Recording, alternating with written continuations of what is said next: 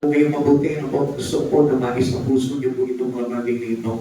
Basahin ko po sa inyo sa aklat po ng Mika, Kabanata 6, talata 6-8. Ano ang dapat kong dalhin sa aking pagsamba kay Yahweh na Diyos ng kataas-taasan? Magdadala ba ako ng uyang 1 taon ang gulang bilang handog na susunugin sa kanyang harapan?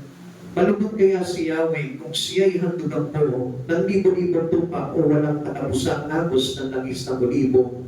Matuwa kaya siya kung ihandog ko sa kanya ang aking anak na panganay, ang laman ng aking laman bilang kabayaran ng aking mga kasalanan.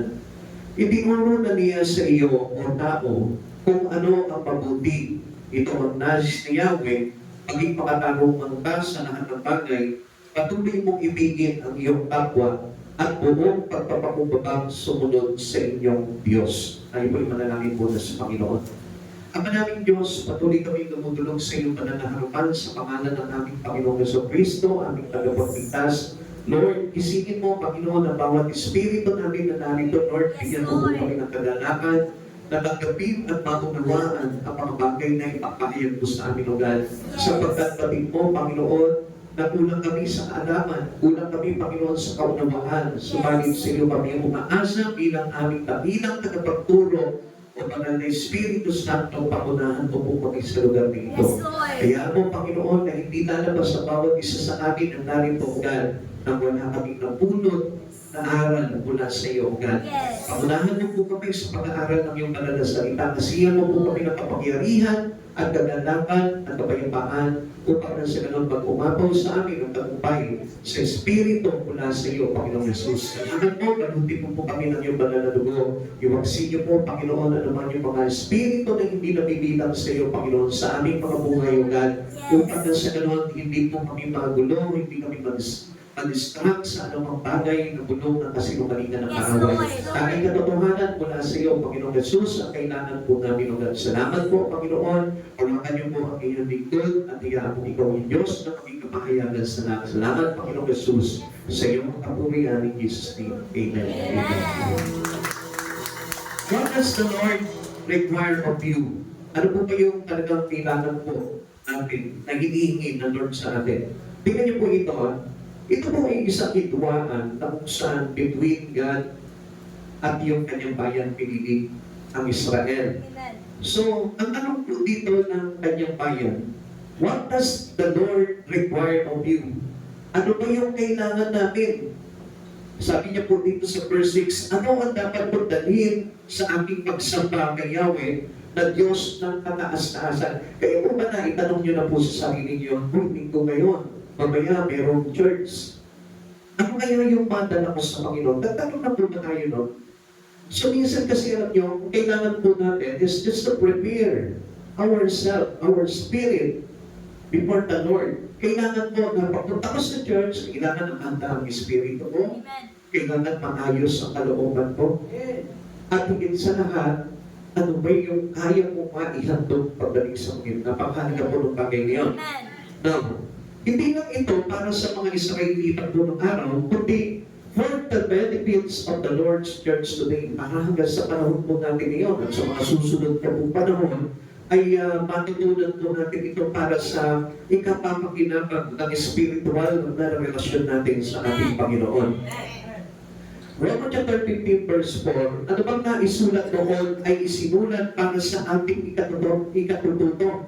Yung daw mga naipahayag noon, lahat ng mga naisulat na itala sa Biblia sa panahon pa lamang ng mga sinaunang taon na kumilala sa Panginoon ay katuruan na dapat din po natin pakinabangan sa oras na ito bilang tayo mananampalataya. Upang sa pamamagitan ng pagtitiis at sa pagpapalakasan ng loob mula sa kasulatan, magkaroon tayo ng pag-asa. This will give hope for us to be saved. Para tayo magkaroon ng kaligtasan. Siguro yung may parang nananganan lamang sa sarili nilang kaisipan, ano? Para sinasabi nila, ako, ligtas na ako kasi mabuting tao, no? Di pa po yun sapat. Dahil, alam niyo po kung anong tawag doon, it is only a self-righteous. Dahil sinasabi mo, mabuting tao ko. Well, hindi ako masamang tao. Alam niyo po, yung ganun po is a self-righteous. pansariling katwiran lamang po yun na hindi talaga nakapaloob sa Panginoon, because we are all sin. Lahat tayo nagkasala tayo, maganda, may kasalanan, mayroon tayong pagkukulang sa Panginoon, na ang Diyos lamang ang makakapag-ayos po nito sa atin. Kaya napakahalaga po na tayo po yung sumasamba sa Panginoon. Tuloy po natin. What did the Lord require of Israel? Ano po ba yung nire-require? Yung kahilingan niya, yung kanyang hinihingi, yung kanyang hinihiling para dito sa kanyang bayang Israel. Ngayon, hindi lang sa Israel ito, sabi ko nga po sa inyo, kundi sa ating lahat na mananampalataya ng Diyos, ng ating Panginoong Jesucristo. What Israel may have done? Ano ba yung pumasok sa isipan nila? Tayo po kasi nangyari, sabi ko nga po sa inyo, marami pa mga Kristiyano sa panahon po natin, ang pagkakaakala po nila, nakakapagsimba na ako, okay, maliligtas na ako, nakapag-pray na ako, maliligtas na ako. It is not enough. Gusto ko na malaman po ninyo, hindi po yun yung kasapatan. Hanggat hindi natin natututunan talaga yung bagay na ito na ituturo sa atin ng Panginoon. Amen. Ang iniisip po nila, ganito, patulad din po ng iniisip na marami, a year-old comes as burnt offering, na magdadala po ng mga baka, na isang taong gulang na baka para ihandog na susunugin, thousands of rams, rivers of oil, and one offering of the firstborn child. Kasi nung araw po, ito po yung kasamaan ng mga tao po nung araw, hinahandog nila yung kanilang panganay na anak para ihandog at susunugin, papatayin para sa kanilang ililigtas. Pero ito po yung kinukuhian ng ating Panginoon. This is only an exaggerations of their offering to God. Now, ano ba yung gusto talaga ng Panginoon? God did indeed speak of some things. Totoo po na sinabi po ng Panginoon, yung ilang bagay po dito na talagang nirequire niya po yan at ipinag-utos niya po yan, like the offering of God's and rams, yung paghahandog ng baka, ang paghahandog po ng mga tupa. So, ito po ay nirequire po sa atin, and it was written in the books of Leviticus chapter 1 verse 1 to 13. Napakahalaga po na tayo po yung mayroong handog.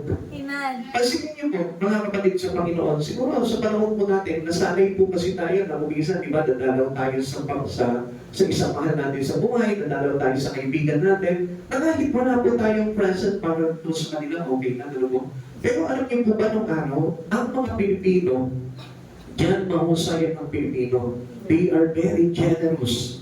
Meron palagi silang presenta pagdating po sa kanilang pagmamahal sa buhay. Kaya hindi nyo napapansin, di ba, yung mga magulang natin, pagkagaling sa trabaho, meron pasalubong sa kanyang mga anak, tayo naman, pagkadalaw tayo sa mga mahal natin sa buhay, sa mga kaibigan natin, meron tayong pasalubong. Yun din po yung gusto ng Lord. Just to express sabihin natin, how important God is to us. Para maipakita natin yung pag-ibig natin sa Panginoon at pagmamahal natin sa Panginoon. Kaya napakahalaga po na kapag tayo sumasamba po talaga, mayroon tayong handog para sa Panginoon. Pero baka mamaya, magdala kayo ng isang taong baka po dito, handog yun, no? So hindi na po ganun ang paghahandog po natin. Alam naman po natin na mayroon na po tayong tinatawag na tithes and offering. Amen. Lahat po ba tayo, alam na po natin yun? So, kailangan alam na po natin yun dahil doon po tumandalo yung prosperity, yung blessing, yung ating receiving pagdating sa Panginoon. And you must learn that kasi itong bagay nito, yung tithes and offering po natin ay hindi sa atin. Amen. Hindi po yung giving, kundi pagbabalik at pagsasauli natin sa Panginoon nang sa Kanya at hindi nang sa atin. Now, paano naman po yung giving? Ang giving naman po, yan yung tinatawag na sinasabi ng Biblia na kusang pagkakaloob. Ang kusang pagkakaloob po ay ginagawa ng isang tao kapag naibigan niya. Let's say, halimbawa sa oras na ito, gusto ko bigyan halimbawa si Sister Tina ng something. Halimbawa, katulad ng ginagawa niyo, di ba? Halimbawa, nagbibigay po tayo halimbawa ng pagga, nagbibigay tayo ng bigas, nagbibigay tayo ng tinapay. Kung ano yung mga bagay na mag-isipan natin, that was giving. Amen. Pero iba po ito sa paghahandog sa Panginoon. Lahat po tayo ay kailangan po talagang maghandog sa Panginoon dahil tayo nagsasauli bilang pasasalamat sa Panginoon dahil itong bagay na ito ay hindi sa atin kundi sa Panginoon. Pinahiram lang ng Lord po ito sa atin. Lagi po rin natin tatandaan yun. Kaya nga, kung mababasa po natin sa aklat po ng Malakaya, dito po ay sinabi po sa atin na kapag tayo po ay hindi marunong magkaloob sa Panginoon, sorry to tell you, pero kailangan niyo po maintindihan at malaman po itong bagay na ito. Sinabi po dito sa Malakaya na kapag hindi rin po tayo nagkakaloob ng ating mga handog at ikapo sa ating Panginoon, dinadaya natin ang Panginoon. So, tingnan niyo po itong bagay na ito.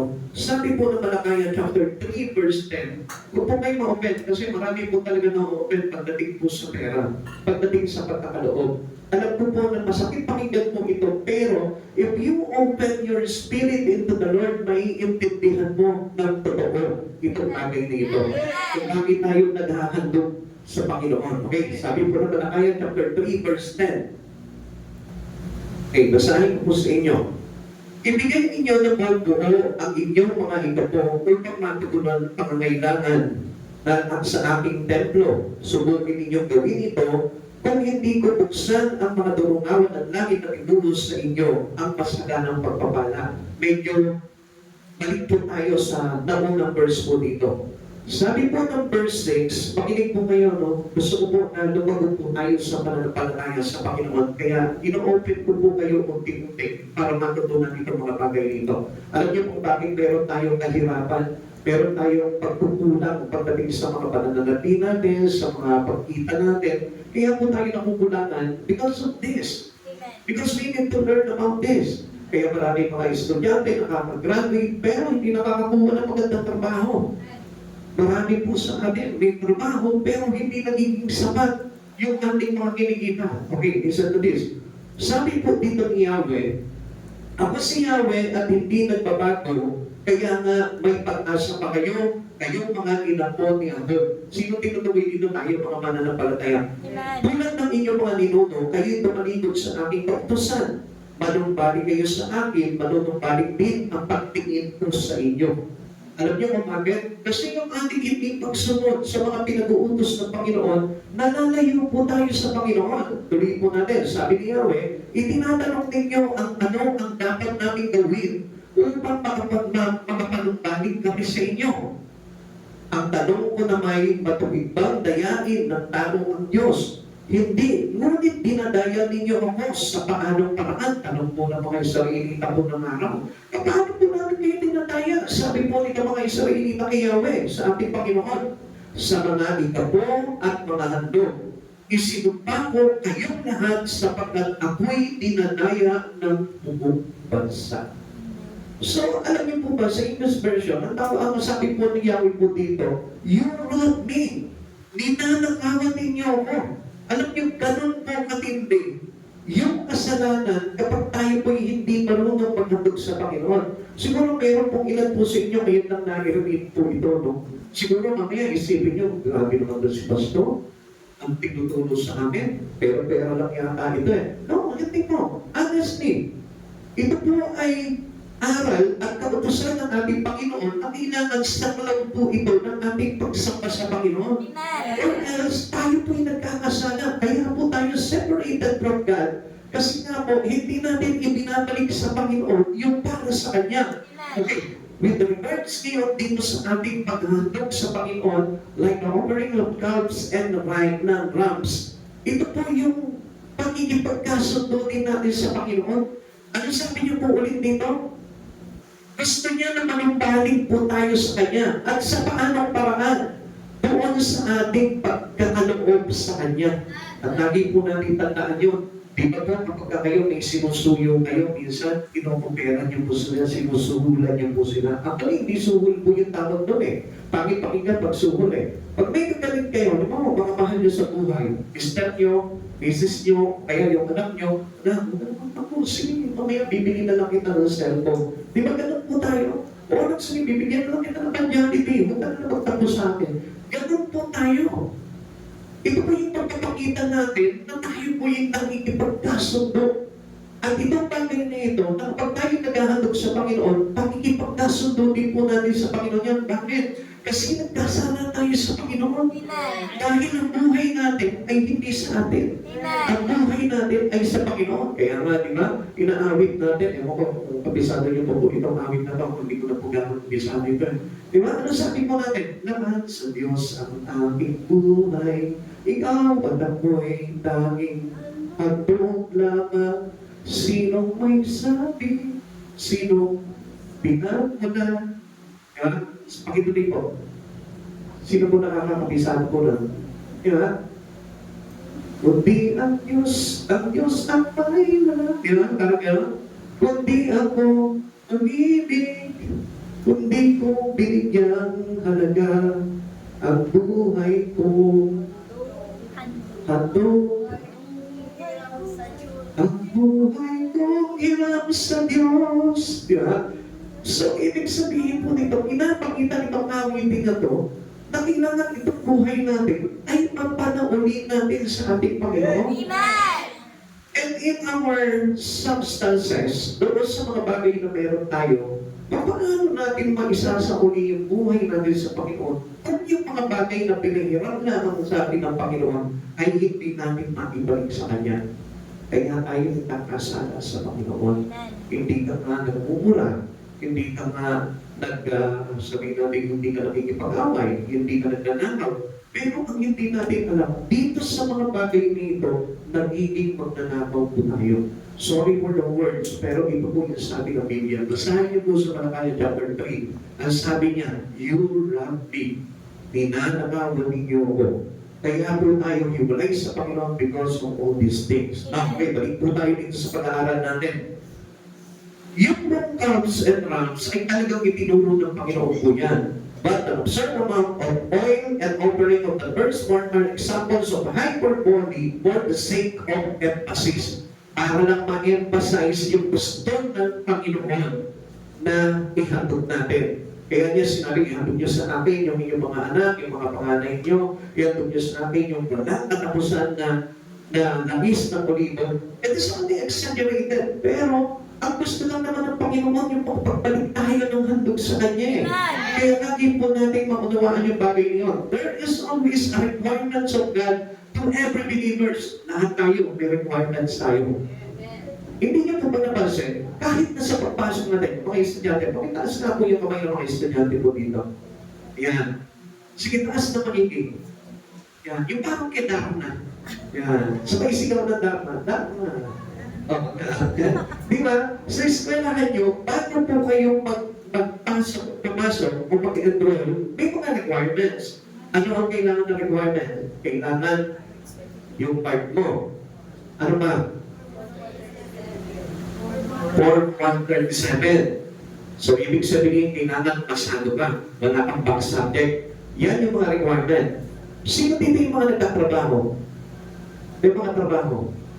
Wow, yayaman po ninyo, pensyonado lang, ano mo? O sino dito yung nakaranas na magtrabaho? Mamasukan sa isang kumpanya. Di ba kapag pumasok ka, nag-apply ka, mayroong requirements. Ano requirements? Resume. Or biodata. And then, NBI clearance, police clearance, barangay clearance, at kung ano-ano pa clearance. Lahat na lang ng clearance, hiningi na sa atin. Ang dami. So, discernment yan. Tayo po kapag tayo believers of Christ, there is always a requirement for us. May hinihingi sa atin ng Panginoon para na sa ganun, makita ng Lord if we know how to obey God. Amen. Kaya siya mayroong mga kaputusan. Now, what God requires of Israel, tingnan po natin, ano po yun? Ito po yung patutusan natin dito. Hindi lang basta tayo nagsisipag na tayo. Walang halaga ang pagsisipag kung wala itong bagay nito. Walang halaga ang pag-pray kung wala itong bagay nito. Walang halaga lahat ng ginagawa natin kung wala itong bagay nito na matututunan natin at maibibigay natin sa Panginoon. Ano ito? Una, to do justly. This is the act towards God and man according to the divine standard of righteousness revealed in His law. Ibig sabihin, yung ating pakitungo sa tao, pakitungo sa Diyos na nakapase sa Kanyang banal na kautusan. Ikalawa, to love mercy. Yung mahalin natin si mercy sa buhay natin. Pataba lang po yun, hindi naman joke lang yun. Ang ibig po sabihin, yung nagmamahal tayo ng may habag. Not only to love, but to love mercy. Pakisabi mo nga, love mercy. Love mercy. So, ang ibig sabihin po nito, this is to show a compassionate warm-heartedness towards man. So, ibig sabihin, mainit at maalat na pag-ibig mula sa puso mo, hindi sa puso. Amen? Maaari ka sabihin sa katabi mo ngayon, uy, mahal kita. Pero, nandito ka sa puso mo. Lalo-lalo na kapag nainis na inis ka dyan sa katabi mo. Pwede mo plastikin yan. Pwede mo sabihin sa kanya, uy, mahal kita. Pero pagkataligon mo, di ba? Naka-spirit ka na agad, ano po? So, and last, yung number 3, is to walk humbly with your God. Yung tayo po'y mayroong pagpapakumbaba.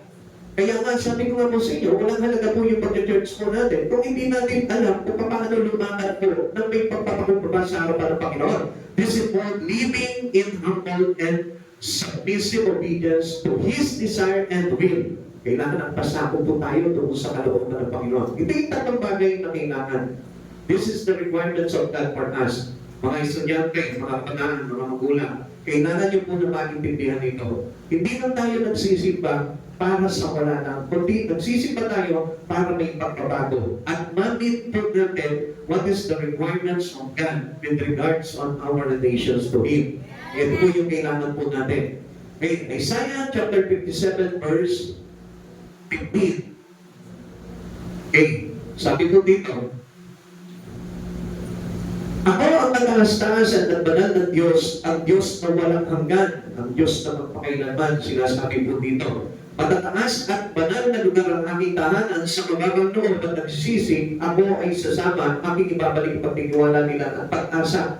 Ano naman po sabi ng Lord dito? Gusto pa na kasama mo ang Panginoon? Kasi whatever we do, kahit na ang gawin po natin, kung wala ang pagsama ng Panginoon, it is nonsense. Nagpe-pray ka kung wala ang Diyos, nonsense. Nagte-church ka, wala ang Diyos, nonsense. Kaya nga, ang pag-asa po natin, kapag tayo sinamahan ng Panginoon, na kahit nasabi mo, araw-araw, hindi lang linggo, nag-church ka, araw-araw nababasa ka ng Biblia, wala pong kwenta yung bagay na yun kung wala ang pagsama ng Panginoon. Kaya paano natin makukuha ang pagsama ng Panginoon? When you are a humble person to God. Kapag tayo may katabaan loob sa buhay po natin. Hindi na po sa Diyos, kundi sa kapwa po natin. Halimbawa, sa katabi mo ngayon, kahit na halimbawa, naiinis ka na pero natatagunan yun ng iyong kapababaan loob. Amen? Amen. Na kahit na niyayabangan ka na ng kung sino, ikaw pa rin patuloy ka pa rin nagpapakumbaba.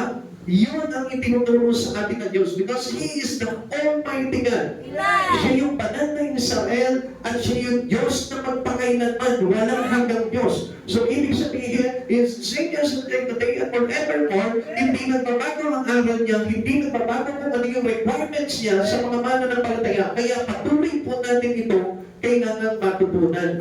These 3 things God required of those who would come before Him. Sino man lumalapit sa Kanya, kailangan ito, tatlong bagay ito. Titignan po natin, una-una, the requirement of God, to do, Justly, to love mercy, and, to walk humbly. okay, very good. Not instead of the rituals observances, but in conjunction with them. Sabi po dito, hindi na para tayo kung may parang observance of ritual observances, but mayroon tayong kailangan isangkap sa mga bagay nito. Sa halip, ito yung tatlong bagay na ginagawa po dapat natin. Hindi lang nagsisimba, sabi ko nga po sa inyo. Amen. Amen. Makakasunod pa ba yung laptop mo? Para tayo na sumunod eh. Okay, tuloy po natin. Mateo chapter, Mateo chapter 23, verse 23. Kahabag-habag kayo mga tagapagturo ng pautusan at mga pariseyo, mga mapagkunwari. Ibinibigay ninyo ang ikasampung bahagi ng naanin ninyong yermobuena, ruda, dinga, ngunit kinaliligtaan naman ninyong isagawa ang mas mahalagang turo ng pautusan. So, ibig sabihin, kahit nagsisimba tayo, kahit naghahandog tayo, pero kung wala itong tatlong bagay nito, it is useless. Amen. So, ito pa rin yung pinakamahalagang bagay na kailangan sundin po natin. Tuloy po natin. Ang katarungan, ang pagkahabag, ang katapatan, huwag ninyong kaligtaan, gawin ang mga ito kahit na tamang gawin ninyo ang pagbibigay ng ikasampung bahagi ng ani. So, ibig sabihin, sabi ko nga po sa inyo, kung nagpe-pray ka, kailangan ginagawa mo itong tatlong bagay nito. Kung naghahandog ka, kailangan mayroong sakap na tatlong bagay nito. So, ano bang bagay na gagawin po natin? Kailangan matutunan mo to do justly, to love mercy, and to walk humbly before the Lord. So itong tatlong bagay nito, tandaan po natin, ulitin po natin, para tumatak po sa puso po natin. Dahil sa next Sunday, itatanong ko ulit sa inyo kung ano itong tatlong bagay nito. Una, pakisigaw na po. To do justly, to love mercy, and to walk humbly with your God. Tagalogin natin para mas mainam po na maintindihan natin. To do justly, yung tayo po ay maging, matuwid, makatarungan. To love mercy, yung tayo po ay mayroong pagmamahal ng may habag. At last, to walk humbly, yung tayo po ay lumanakad sa harapan ng Panginoon na mayroong kababangan ng kalooban.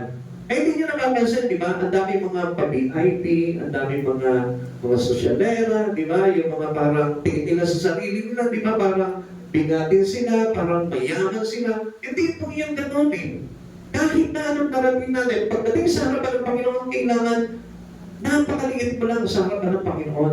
Kahit na anong tayo na narating na pangarap mo dito sa mundo ito, sa harapan ng Panginoon, kailangan mababa ka na. Tayo yung malalaman, basahan lamang po tayo pagdating sa Lord. What does the Lord requires of us as we know? Ito po yung inaakala natin, nakala natin okay na, no? Okay, tignan po natin kung ano po ito mga akala natin na ito. Una, some might think all the Lord requires is the observance of certain rituals. Katulad na nga po niyan na like attending church on Sunday. Kala natin, okay na yan. Oh, nakapag-church naman ako, banal na ako. Nakapag-church na ako. Ibig sabihin, nilinis na ako sa kasalanan mo. Hindi mo nilinis yun eh. Nagganon-ganon lamang po yun. As though if one does this, they have done all that is required. Sa pagkakakala po nila na nagawa na nila yung hinihingi ng Lord. Yung requirements ng Lord. Hindi natin mag-meet yung requirements ng Lord sa pagsisimba lang. Kundi mayroong tayong dapat idagdag. Ulitin ko sa inyo, yung tatlong bagay. Pakisabi mo, yung tatlong bagay. Yung tatlong bagay. Tandaan niyo po yung tatlong bagay na po yun para hindi masayang po yung pag-church nyo. At yun yung yung tatlong bagay na napakahalaga para matutunan po ng mga katulad natin. Ikalawa, certainly attending the services of the church is important. Napakahalaga rin po nito. Totoong napakahalaga po ng pagdalo ng gawain ng Panginoon. Pero hindi po sapat po yun. Amen. It is essential to obeying God. It is required if we expect what? To grow spiritually. Yun ang sinasabi ko po sa inyo. Na sa pagdalo po natin ng church, kailangan lumalago tayo. Amen. Like for example, basically, ano ba dapat? Kapag tumatalo ka na ng gawain ng Panginoon, okay, labas po muna natin yung tatlong mahalagang bagay yun. Dapat mayroon na po tayong, nagkakaroon na po tayo ng pag-ibig sa ating Panginoon. Amen. Kailangan nagkakaroon na tayo ng desire na maunawaan ang salita ng Diyos. Kailangan natuto po tayo little by little. Naintindihan po natin? Amen. Hindi po tayo parang, sige lang, simpa lang tayo, pero walang pagbabago sa buhay natin. We need changes. Ano po bang tawag po sa atin, mga kapatid sa Panginoon? Pwede po ba malaman? Ano bang tawag po sa atin? Kapag nakakakilala na tayo sa Panginoong Jesucristo, we are the Avengers. Di ba yun? Tayo ay mga Born again. born again. So, ibig sabihin, pag sinabing born again, there is changes happen to you. Amen. Mayroon na tayong pagbabagong buhay pagdating sa Panginoon. Now, not only miss to attend every service in church, but to grow our relationship with God. Kailangan lumalago na po yun. Sabi po ng Hebreo, napakahalaga po ng pagsisimpan po natin. Na kung minsan, di ba, binabaliwala natin, hindi mo na ako magsisimpan ngayon, tinatamad ako ngayon. Hindi mo na ako magsisimpan ngayon, kailangan ako, hindi mo na ako magsisimpan ngayon, kaya gagawin ako, lalaba ako, magluluto ako. No, hindi po ganun tayo pagdating sa Lord. Amen. Noong araw, ganun tayo. Lahat tayo ganun. Pero at this time, as we grow little by little, according to what God teaches us, according to the law of Jesus, pinapahalagahan na natin itong bagay na ito. Sabi ko nga sa inyo, we need to prepare our life, ourselves, before we go into worship. Amen. Kailangan natin iyan tayo sa sarili natin. Listen, Hebrew chapter 10 verse 24 to 25. sikapin din natin isingin ang damdamin ng bawat isa naman sa pagmamahal, sa kapwa at sa paggawa ng mabuti. Huwag natin kaligtaan ang pagdalo sa ating mga pagtitipon gaya ng ginagawa ng ilan. Sa halip palakasin natin ang loob ng isa't isa, lalo na ngayong nakikita natin na lapit na ang araw ng Panginoon. It is our preparation. Kaya tayo nagsisimba para matutunan tayo ng mga bagay na kailangan sa atin ng Panginoon para pagdating ng Panginoon, tayo lahat ay maligtas. Gusto niyo po ba maligtas? Sino po gusto doon? Sino gusto doon? Yung iba, dito na lang. Kasi mayroong hindi nagtaas ng kamay. Ulitin ko na rin, sino gusto doon? O sino naman gusto doon? Wala, ano po? So obviously, kailangan i-prepare natin yung sarili natin. Kaya napakahalaga ng pagsisimba. Amen? So, ulitin po natin. What happened if failure to attend every service? Ano mangyayari kapag tayo po ay pumapalya sa pag-church po natin? And be displeasing to God. Hindi nakakalugod sa Panginoon. Tandaan mo, hindi nakakalugod sa Panginoon kapag hindi tayo nagsisimba. Pakiulit nga po.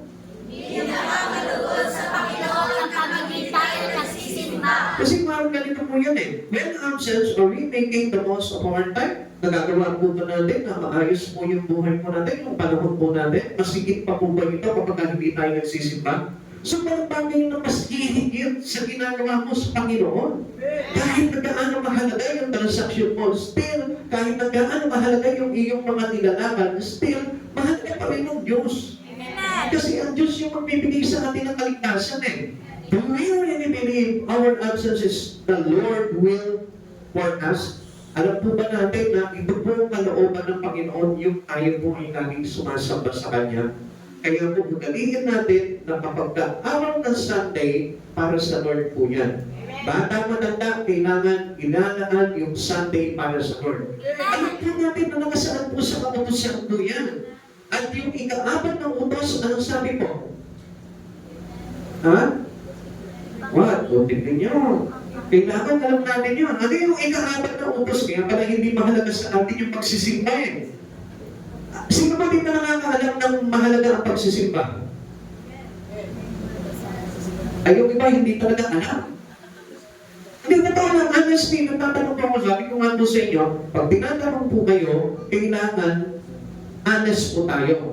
Kung hindi mo man alam, sabihin mo, aminin mo sa Panginoon. Kasi ang pag-amin sa Panginoon ay pagpapatawad. Hindi po ba natin alam po yun? 1 John chapter 1 verse 9. If we confess our sin, if we confess our longings to the Lord, ipapakalawa sa atin ng Panginoon yun, ipapahayag sa atin kung ano yung katotohanan. Ngayon, ulitin ko po sa inyo, sino po dito nakakaalam na ang pagsisimba ay napakalaga, higit pa sa lahat?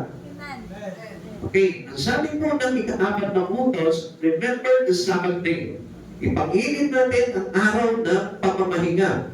At sa ating kaunawaan, ito po ay inilalaan po natin sa ating Panginoon. No works at the seventh day. Amen? Walang gagawa sa kapitong araw. Yan po yung pinag-utos sa nakasulat po, nakasaad sa aklat po ng Exodo at sa aklat po ng Deuteronomy.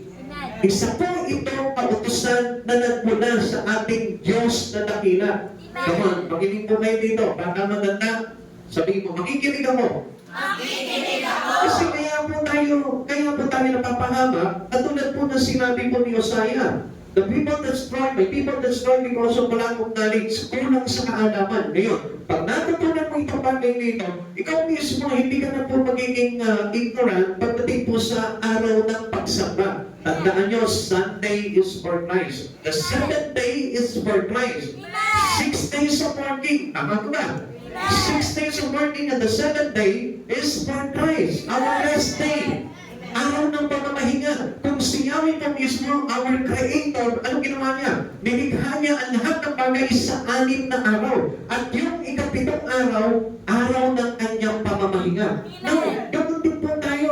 Kaya nga po, ilaan ninyo yung Sunday, no more absences, sapagkat ito po yung magiging record natin on the side of God pag tayo po yung humarap sa kanyang throne, sa kanyang judgment throne. Amen? Tandaan po namin yan, napakalaga yan. Kaya kung napapansin ninyo, every churches sa attendance, nagsusulat tayo doon. Alam niyo po kung bakit? Kasi sinasanay natin, we practice it that our name is written on the book of life. Amen. Kaya natin, ba't naman ito? Ba't pati dito may attendance? Bakit isulat ko yung aking pangalan dito? Ang ibig sabihin po niya, itinatala natin ang ating pangalan doon sa aklatang buhay. Nakikita ng Lord yun, napabasa ng Lord yun. At doon mismo, tinitignan ng Panginoon, may absent si ganito. Wala si ganito. Hindi na naman nag-charge si ganito. Paano kung isusulat sa book of life that is according to the book of Revelation? Uy, ayaw na magsimba ni ganito. Paano ko ngayong isusulat? Itatala ang pangalan mo kasi lahat ng nakatala sa aklat ng buhay, yaong mga taong ipapalit niya pagdating ng araw. Sila yung mga kapiling ng Diyos. Okay? Basahin po muna natin ito. Ang sabi po kanina, can be displeasing to God, hindi nakakalugod sa Panginoon. Ephesians chapter 5 verse 15 to 17. Kaya mag-ingat kayo kung paano kayo mabuhay. Mabuhay kayo tulad ng matatalino at di tulad ng mga mangmang. Kaya nasabi, my people destroyed because of lack of knowledge. Mangmang sa mga bagay na pinag-uutos sa Panginoon, kaya hindi sila naligtas. Gamitin ninyo ng lubusan para sa mabuti ang bawat pagkakataon sapagkat puno ng kasamaan ang kasalukuyang panahon. Huwag kayong maging hangad sa halip unawain ninyo kung ano ang kalooban ng Panginoon. Samantalahin daw natin ang pagkakataon kasi masama na ang panahon. Ibig sabihin, naganap na ang kasamaan, ang kasalanan, ang karumagdaman na gawain sa mundo ito. Kaya anong yung dapat natin gawin? Samantalahin natin yung araw ng pagsamba na makagawa tayo ng mabuti para sa harapan ng Panginoon. Amen. At ano pa po kapag na-miss po natin ito pag-atip po ng Sunday? Can explain the love of several things. Hindi may ipapaliwanag sa atin kung ano yung mga bagay na kakulangan po natin. Kaya nga kung isa, di ba? Hindi natin alam. Akala natin, okay na pala ito. Yung pala, pagharap mo sa Panginoon, Lord, nagsisimba naman ako. Lord, nagpapahayag naman ako.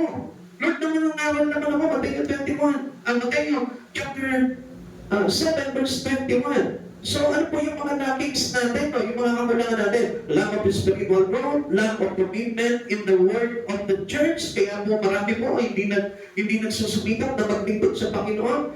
They are enough already to go into church. Parang sapat na sila doon lamang sa kanilang pagsisimba, sa pakikinig ng salita ng Diyos. Kaya hindi po sila nagkakaroon ng desire na maglingkuran ng Diyos sa buhay po nila. Amen. Kaya mga kapatid sa Panginoon, nagiging lack po tayo, nagiging lackings po tayo doon sa mga bagay niyon kasi nga, hindi tayo nagtuturuan ng maayos. Hindi nagkumpleto dahil pumapalya tayo sa pagsisimba.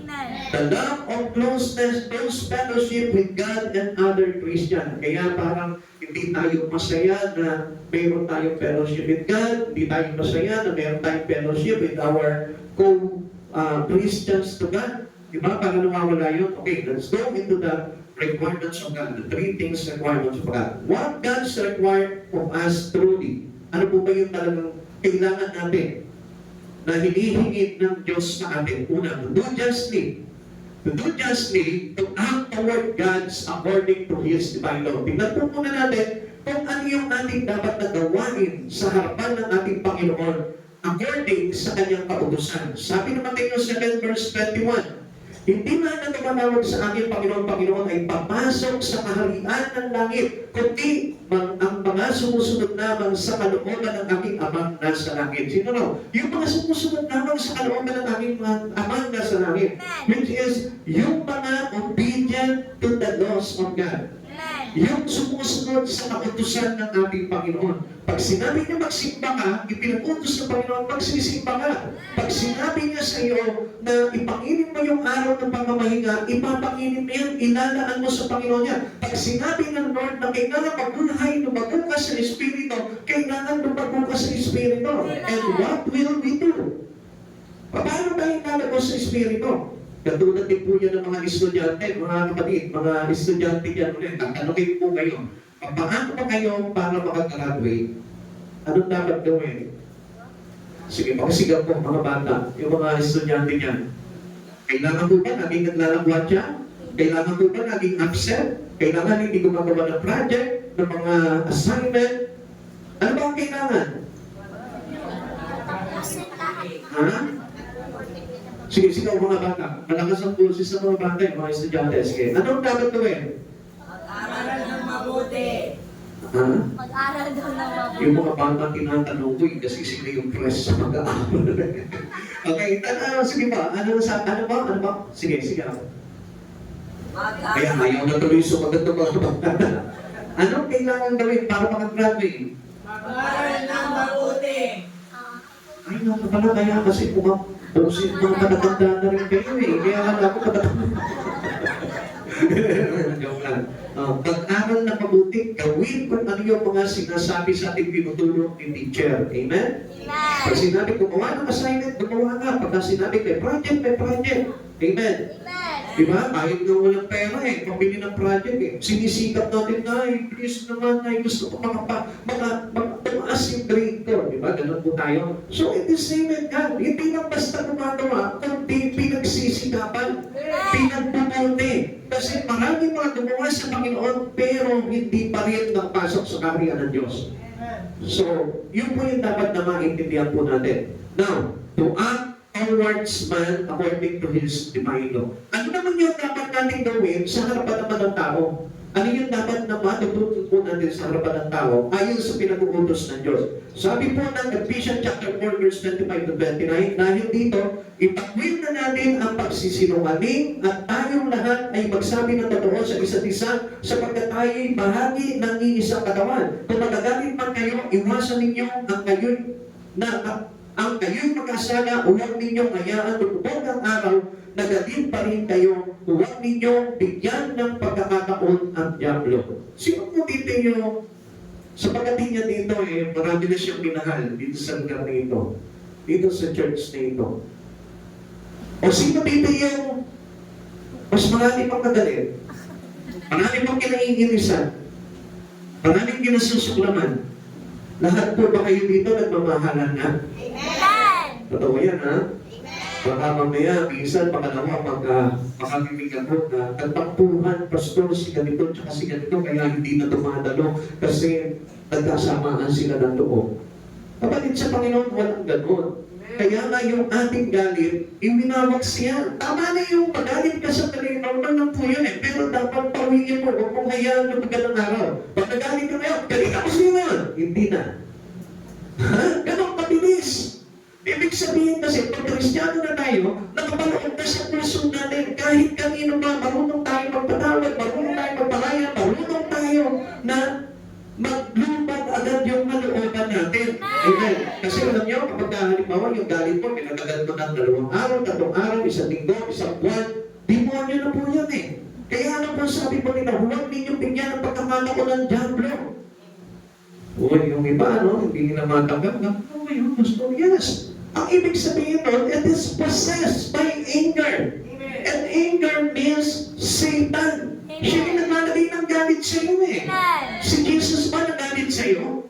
Na kahit na sobra-sobra na yung mga kasalanan ginagawa po natin sa Panginoon, ano sabi niya sa atin? Inibig niya tayo nung tayo'y makasalanan pa. Hindi tayo inibig ng Diyos nung tayo'y bumalik loob na sa Kanya. Hindi eh.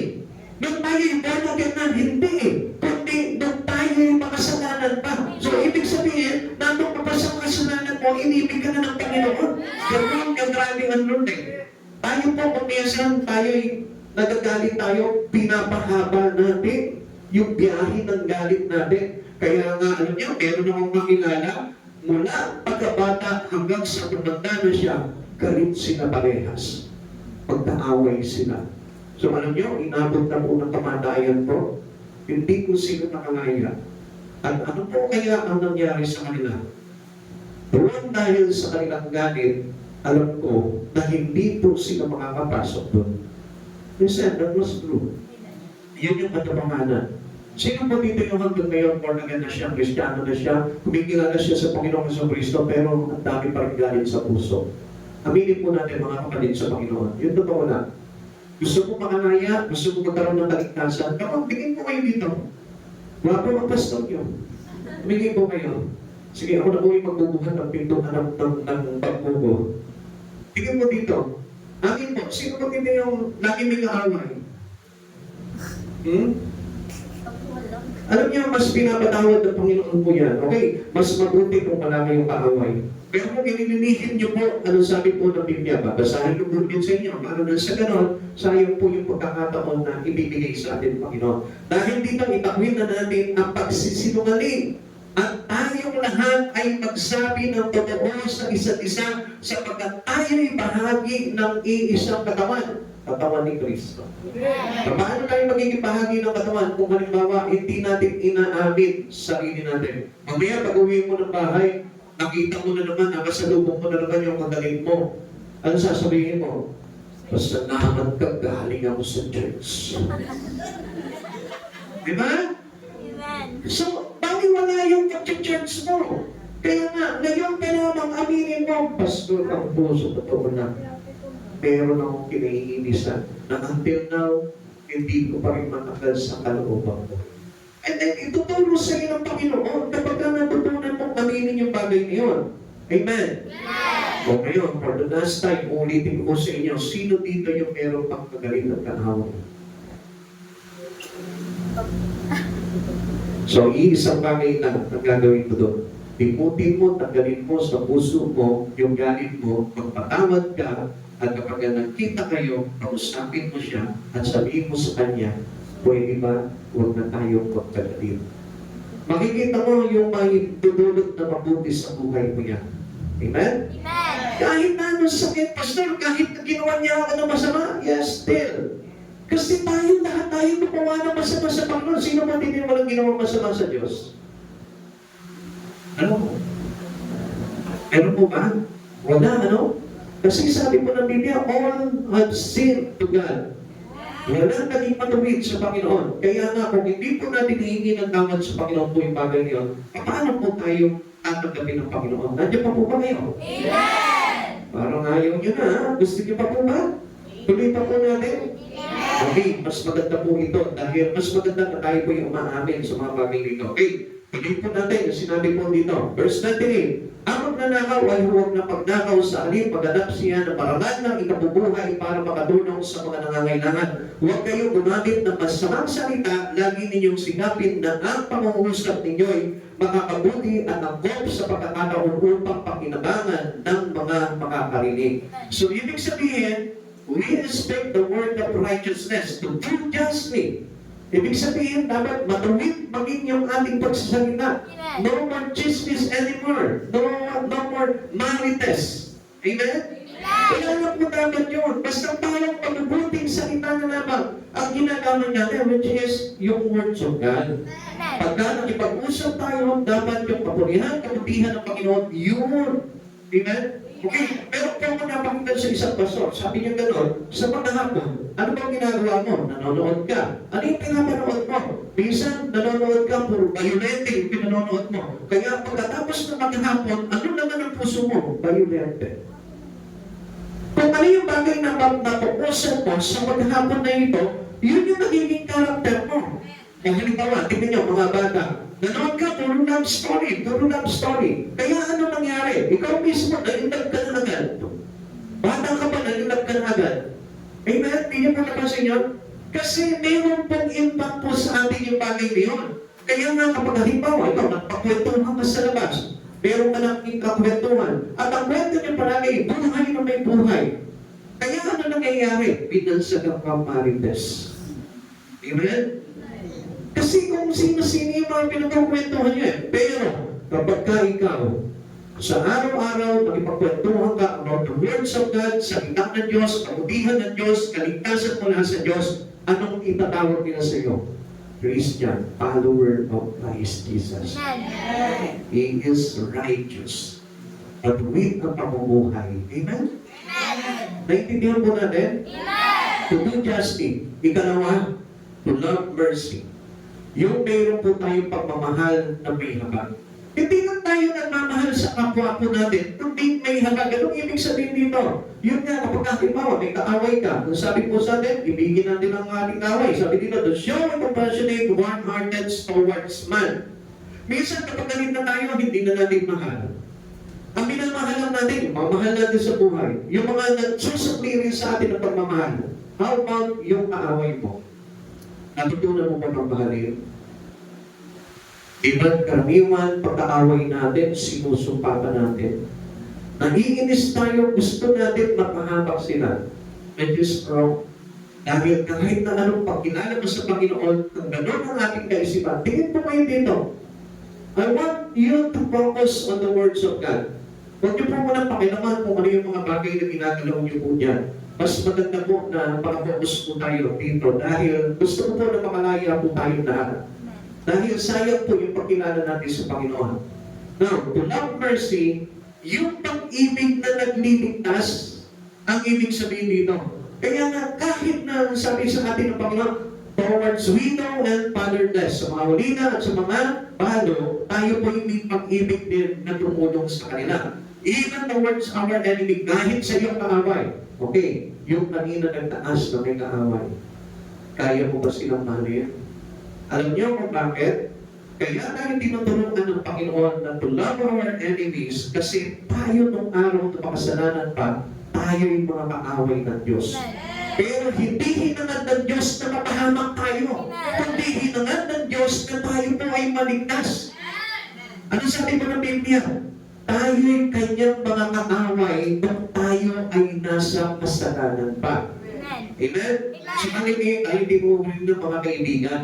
Now, marami namin sa Panginoon. Kaya sinabi ng Lord to love your enemy kasi tayo'y dati mga kaaway, pero dahil sa pag-ibig niya na may habag, tayo'y iniligtas niya. Kaya hindi na tayo kaaway ng Diyos. Kaya yung mga kaaway niyo man, ibigin niyo at iligtas po ninyo. Yun yung love mercy. Yung tayo po'y may habag sa kanila at inibig natin sila ng maligtas. Hindi sinusumpa ang kaaway. Hindi pinagwiwika at masama. Hindi po yan binibigkasan ng mga bakit na salita. Kundi sila po'y dapat makarinig ng salita ng kaligtasan. Amen.